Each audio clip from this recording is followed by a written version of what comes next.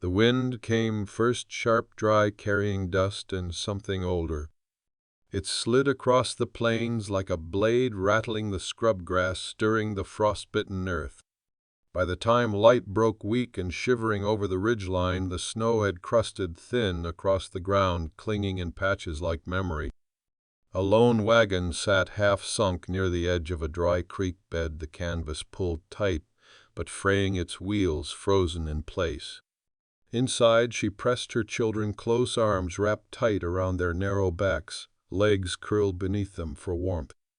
Her shawl had long since given up against the cold. Breath rose in little clouds above their faces, too small to matter. They slept in shifts, though she tried not to. Every time her eyes closed, she saw her husband's face, the way it had looked the morning he didn't come back from the river. 1 week, maybe longer. She'd lost count. The meat was gone by the 5th day. The biscuits, by the 6th. Snowmelt had filled a tin bowl outside the flap, and she prayed it would snow again before it all turned to mud. The youngest, a boy not yet walking, whimpered in his sleep. She pressed a kiss to his temple. Her lips were cracked, her hands raw with wind and cold. She didn't cry anymore. That had dried up too. When the sound of hooves came, it was so far off it barely stirred her. A coyote, she thought, or some other ghost of the prairie. Her back ached. Her joints locked.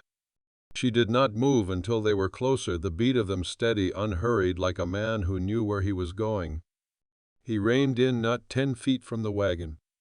The rancher was tall, though the lines of his coat hung loose from age and wear. A rifle slung across his back, and his boots were crusted with frost. He looked at the wagon, then at the snow, then dismounted with a quiet that made her want to cry for the first time in days. He didn't call out, just stepped forward, one hand resting on the edge of the canvas. Inside, the children stirred. The eldest, her daughter, barely old enough to carry a name of her own, clutched her sleeve, eyes wide and dry. The woman pushed herself upright. He didn't speak until she did. "We're not sick," she said, voice rasping in her throat. "They just got cold. We've been cold a long time." He nodded once. Looked at her the way one looks at a wounded horse, not afraid, not angry, just trying to figure out how bad it was. "You alone out here?" he asked. She nodded. "Food?" "No." He glanced at the children. "I can get you back to the ranch. Got coffee? Blankets?" She did not answer. "You can ride the mare. I'll pull the wagon behind." Still she said nothing. At last he turned toward the horse, began unfastening the lead. He moved slowly, without urgency, as if trying not to spook a deer. The girl beside her shifted and sat up, fully blinking at the light. Her nose was red, her cheeks raw. "Can I ride?" she asked. The man looked over. "You can ride if your mama says so." The woman swallowed hard. She looked at the man, then back at the long, empty plain. No other signs of life, just snow and sky. She nodded once. He helped the girl up first, lifting her by the waist, settling her in the saddle like she weighed nothing. Then he turned to the woman, held out his hand. Her legs didn't want to work. When she stood, the world pitched sideways. He caught her before she hit the ground. "Easy," he murmured. She didn't argue. Let him lift her up, set her behind her daughter. The baby began to cry, and the rancher moved fast blanket off his own saddle, tucked tight around the boy, passed up to her. "You got names?" he asked as he picked up the reins. She looked down at him from the horse, her face gray with exhaustion. "Clara." He nodded. "Name's Eli." "You'll be all right, Clara." But she didn't believe it. Not yet. The sun rose behind them, a pale disk behind clouds. Snow crackled beneath the hooves as they turned west, the wagon creaking after. No one spoke again for miles. The ranch sat low against a rise, the color of dust and cedar bark, as if it had grown up from the earth itself. A split-rail fence leaned inward, tired from wind and years. Smoke slipped from a crooked chimney, thin and pale. Chickens scratched in frozen dirt near the co-op, and a dog rose from beneath the porch, tail stiff but not barking. Eli dismounted and helped Clara down, careful of her legs, which still trembled beneath her skirt. She clutched the baby tight against her chest. The girl slid down on her own barefoot, her toes blue with cold. "I'll get the stove going," Eli said. "Come inside." She hesitated at the steps. The porch boards groaned under her weight, and her hand hovered over the doorknob like she wasn't sure it was hers to touch. Inside, the house smelled of old ash wool and iron pans. A cot sat against one wall, a table near the window. Shelves lined with jars, none too full. It was not a rich man's house, but it was warm. "Sit," Eli said, already at the hearth, stuffing kindling into the black stove. "Put your boy near the heat." She sat. The baby made a soft hiccuping sound and curled tighter into her neck. Eli worked quickly. Fire caught smoke drifted up the flue. He poured water from a jug into a tin kettle and set it on the stove's top. Then he opened a small tin from the shelf and dropped in a few grounds, not nearly enough, but he made it stretch. "I'll bring in the others," he said. She nodded, too tired to speak. Her hands trembled around the baby's back. When he came in again, he carried her middle child, a boy of maybe 4, curled like a pup in his arms. The girl followed behind, dragging a frayed coat. Eli laid the boy beside the stove on a folded blanket. Clara moved to kneel next to him, smoothing his hair. The fire made her skin glow and her bones ache. She hadn't felt warm in days, maybe longer. "You from East?" Eli asked after a while. "Missouri," she said. "Near Boonville. My husband thought we'd try for land out here." Eli didn't ask the rest. He didn't need to. "Wagon's busted," he said instead. "One wheel's rotted through. You wouldn't made it much farther." She didn't answer, just pulled the boy tighter to her side. The kettle hissed and he poured them each a cup. No sugar. No milk. The taste was sharp and bitter, but she drank it fast, grateful for the heat. The girl coughed once and reached for her own. "I'll fix up the barn," Eli said. "You can sleep inside till we figure what's next. I'll bring some oats and eggs come morning." Clara stared at the cup in her hand. The rim was dented. Her fingers were too stiff to feel the metal. "You don't have to," she whispered. He stood near the doorcoat, still on hat in his hand. "I know." She looked up. His face was weathered, not unkind. She hadn't looked any man in the eyes in weeks. "Thank you," she said, quiet as breath. He nodded once and stepped out into the cold. The door shut behind him and silence returned. She looked at her children. The girl had fallen asleep on the floor, curled like a kitten. The baby suckled lightly at nothing. The boy snored once, lips chapped. Clara leaned back against the wall, hand slack, coffee cooling beside her. The stove ticked softly as it settled. Her eyes blurred with heat and weariness. For the first time since her husband disappeared, she let her guard down. Not much, just enough to rest her head against the wood and breathe without fear. Outside, the wind slowed. Snow began to fall again, soft and slow, covering the wagon, the fields, the tracks they'd left behind. Stay with us as the frontier reveals its quiet mercies and hard lessons. Subscribe now. By morning, the barn smelled of hay and dry wood, and Eli had cleared a corner near the back for them, laid out an old mattress patched in places with feed sack cloth and stacked blankets thick as coats. It wasn't much, but to Clara it felt like shelter in the truest sense, walls that held a roof that didn't groan, a space not watched by wind or wolves. She worked beside him through the first days, sleeves rolled, hands cracked. She fed the chickens, split kindling, and scrubbed her own laundry with water cold enough to sting. The children stayed close, still half-starved, still afraid to speak loud. The girl took to sweeping through the floor, never stayed clean, and the boys huddled by the stove like moths to light. Eli didn't talk much. but he never left them long. He returned with flour one day, sugar the next, sometimes just a sack of potatoes and a nod. Clara asked nothing of him, and he seemed to like that fine. In time they spoke over chores, simple things at first. "That fence leans like it's drunk," she said once, squinting into the wind. Eli looked up from where he was repairing a hinge. "Been drunk since my father put it in." He smiled then, a flicker of something she hadn't expected. He didn't have many teeth left, but the smile still worked. Clara felt it warm her chest before she could stop it. Another day she caught him watching her with the baby. The child had grown quieter, heavier. He no longer cried through the night, just made small sounds in his sleep like a foal dreaming. "You ever have any?" she asked without looking up. Ellie set down his mug. "A girl. Years back. Where is she now?" "Grave north of the cottonwoods." She didn't say sorry. He didn't seem the kind to want it. Instead, she said, "Mine are all I have left." He nodded. "That's something." It snowed again that week. Thick, clean snow that softened everything. Clara watched it fall through the barn slats, listened to it hush the world. The past felt farther in the snow, less sharp. Her husband's face came and went, sometimes gentle, sometimes cruel. There were days she hated him.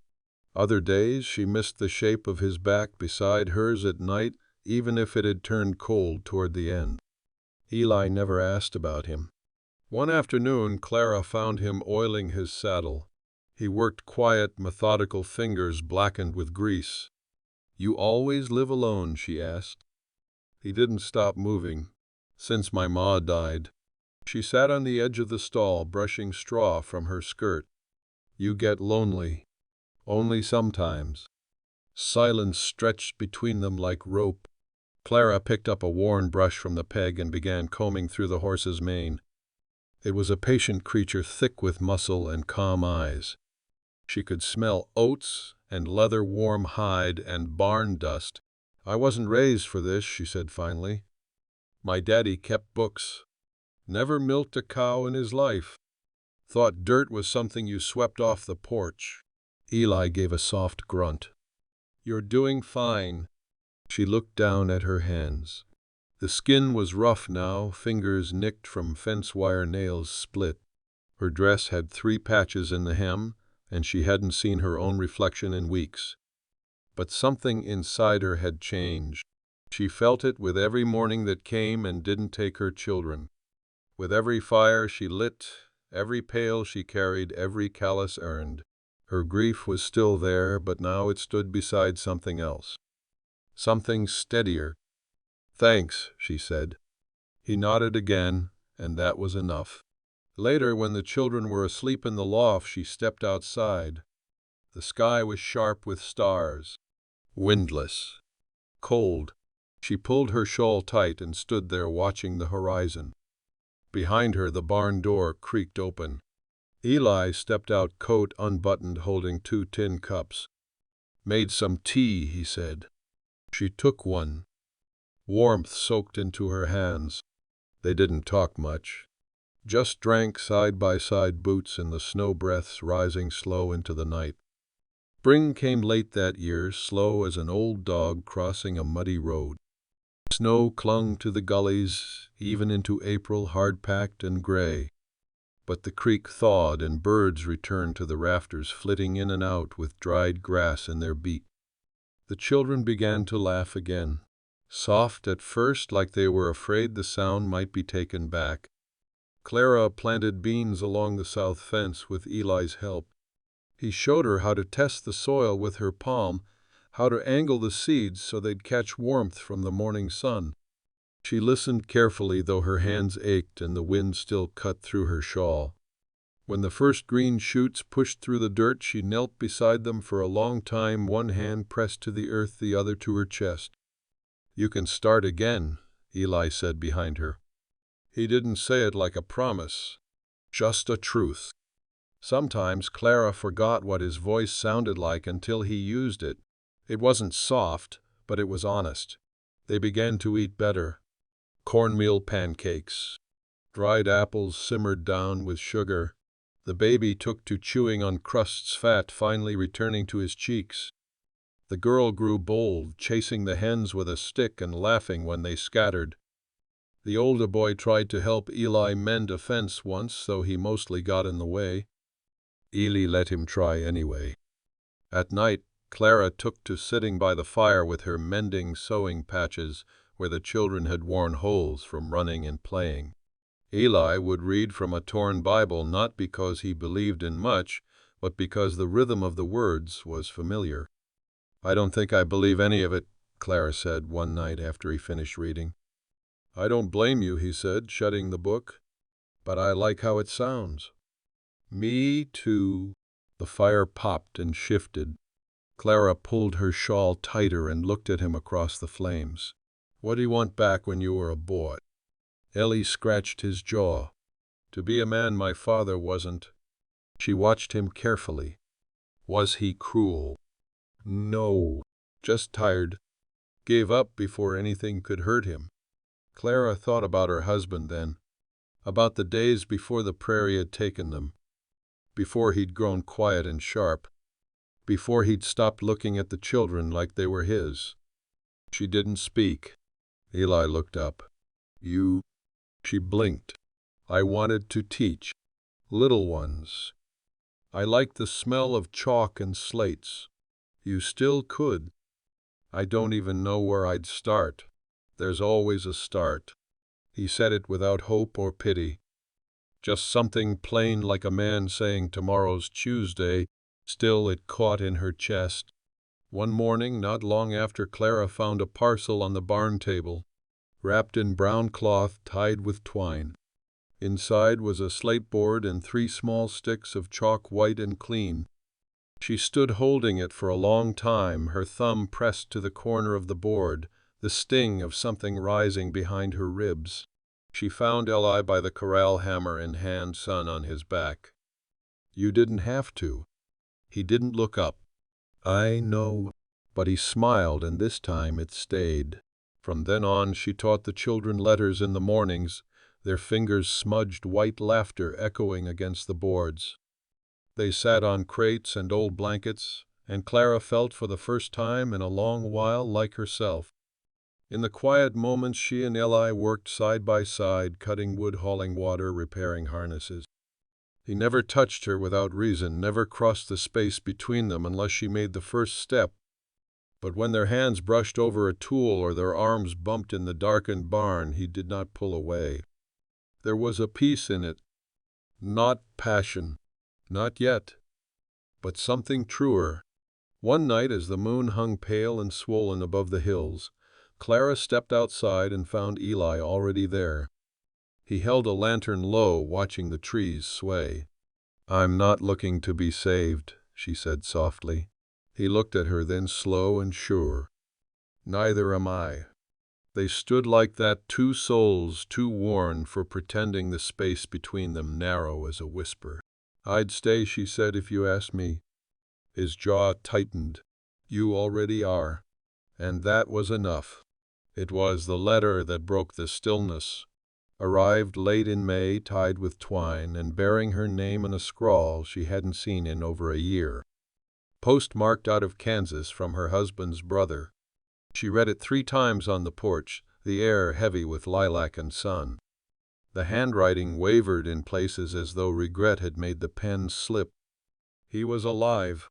Left for work downriver. Got caught in a logging outfit. Injured.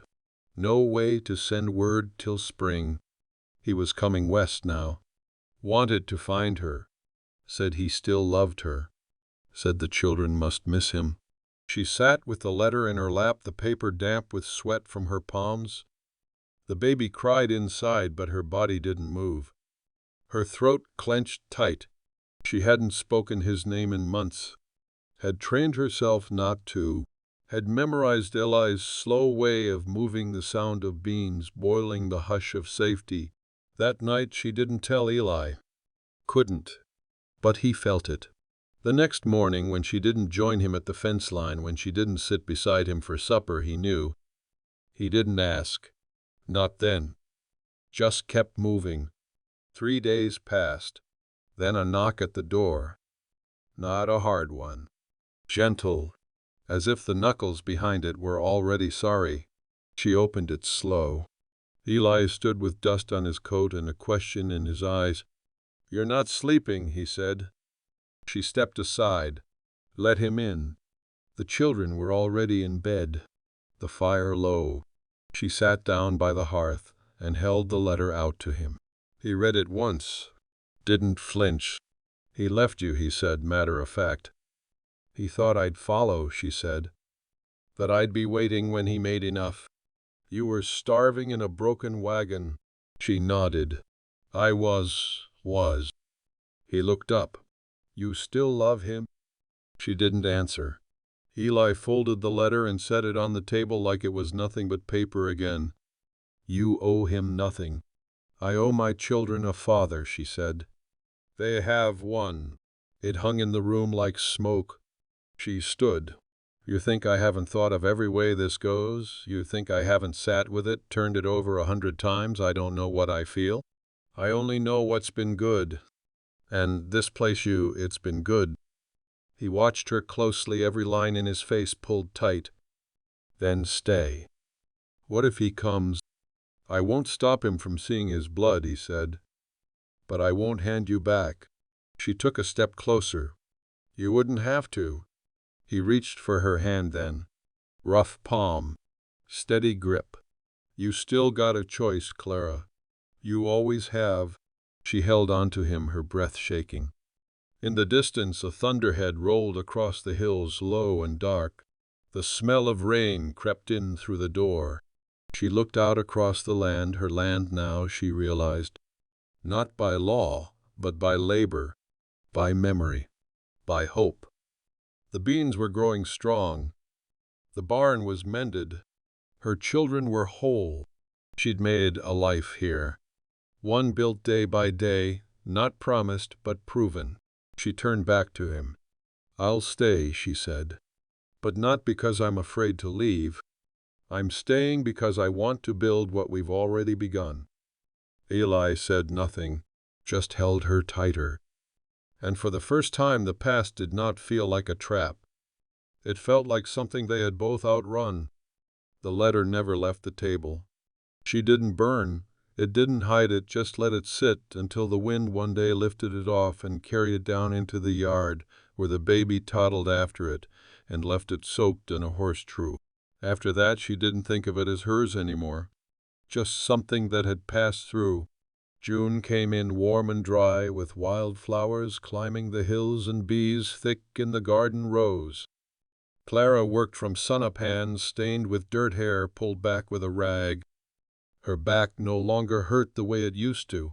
Her body had found its rhythm again, tired but sure, her muscles answering her with quiet strength. Eli watched her from the porch, sometimes unnoticed. He didn't try to name what was between them. He just lived in its steady present. He taught the older boy how to oil a saddle, how to hold a hammer without fear. He built the girl a wooden whistle. The baby liked to follow him around the yard, dragging a stick behind him, mimicking his steps. One evening, Clara came in from the barn with straw in her sleeves and news in her eyes. "I found a nest behind the beam," she said, breathless. "New chicks. Still wet." Eli raised his eyebrows. "You leave them be?" She nodded. "I'll bring the children out tomorrow. Let them see." He smiled faintly. "They'll like that." She didn't sit right away, just stood there, the light falling over her shoulders, gold on dust. Something in her had softened and something else had taken root. "I've been thinking," she said. He waited. "If I teach again here, I'd need space. Somewhere the children can sit where the wind doesn't steal my words." "You want to use the loft?" he asked. She shook her head. "I want to build something. A room. A real one. Doesn't have to be big." He set his coffee down. "Then we'll build it." She blinked. "You'd help?" He stood. "Course I would." Later that week they marked out the space beside the barn. Eli brought out scraps of lumber. Clara made a list. The girl hammered nails under supervision. The older boy carried water. The baby ate dirt and cried when they tried to stop him. It wasn't fast work, and it wasn't pretty, but it was theirs. Word got out. First through the neighbor who came to borrow salt, then through the post-rider who stopped for coffee. A woman with 3 children teaching letters in a shack she'd helped raise with her own hands. That was a story folks remembered. By July 3, more families were sending their children once a week dusty boots lined up along the wall like prayer candles. And still every night Clara returned to the porch, sat beside Ellie, sometimes with sewing, sometimes just with silence. He didn't ask for more. One night, as crickets tuned up and the moon hung full over the rise, Clara turned to him with quiet certainty. "You know I love you, don't you?" He looked at her, nothing hurried in his gaze. "I do now." She reached for his hand. He took it. Rough palms, soft grip. "We can make this a real home," she said, "if you want it. I've wanted nothing else since the morning I found you asleep in that wagon." A hush passed between them, not awkward, not uncertain, just peace. The door behind them creaked and the girl stepped out, rubbing her eyes. "Mama, he's crying again." Clara rose, touched Ellie's shoulder lightly as she passed. Inside the fire was low. The baby had kicked off his blanket. She scooped him up, pressed his cheek to hers. Eli stood in the doorway, watching. This was their life now. Not perfect, not safe from sorrow, but true and chosen. Outside the fields whispered in the dark. Inside warmth gathered like breath. If the past reached out and touched you here, subscribe and let the future answer.